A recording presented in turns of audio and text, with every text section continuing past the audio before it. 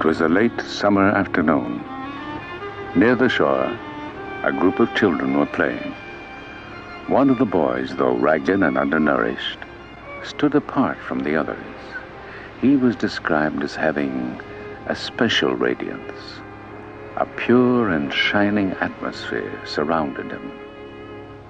Because of these qualities, the child was singled out and chosen to be the vehicle for the coming world teacher. This discovery was not an isolated revelation, for it was believed that humanity was entering a new age, an age that would bring with it a new Messiah. During the early decades of the 19th century, science was beginning to replace religion as the savior of humanity. As the monolithic church splintered, new organizations emerged, offering a balance between science and religion. One of the many new groups, the Theosophical Society, spread rapidly throughout the world. Founded by Russian-born Helena Petrovna Blavatsky and the American Henry Steele Olcott, its objectives were to seek truth in the ancient religions of the East, to investigate the unexplained laws of nature, and to promote universal brotherhood. So attractive were these ideals that by 1881, the Society had become a worldwide institution with over 100,000 enthusiastic members. Helena Blavatsky was a deep student of metaphysical lore and was sought after by those who believed her to possess psychic powers. Derided by some as a charlatan, she was, however, a serious writer, and in 1888 published her greatest work, 2 tremendous volumes entitled The Secret Doctrine. Annie Besant, a young journalist, was asked to analyze the work for London's Review of Reviews. Turning the pages, she was dazzled by what she read.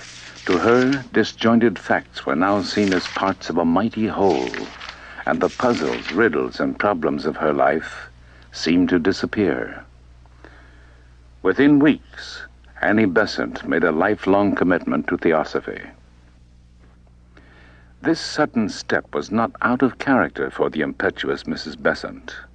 She was already well known to Victorian England as an orator, educator, energetic feminist, and a pioneer on behalf of the emerging labor movement.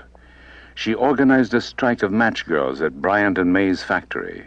Her sense of social justice led her to become a Fabian socialist along with Sidney Webb, George Bernard Shaw, and Ramsay MacDonald.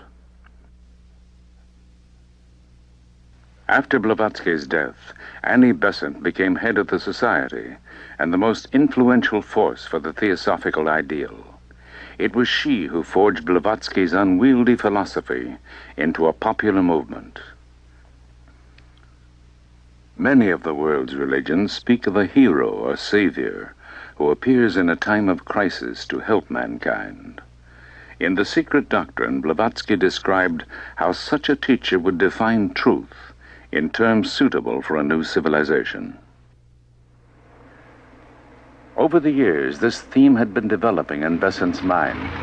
By 1900, she was convinced that the time had come for the reappearance of a great spiritual leader. Even now, she was lecturing in India, Europe, and the United States on the coming of a world teacher. Expectations were spreading throughout the society, and thousands thronged to hear her lectures.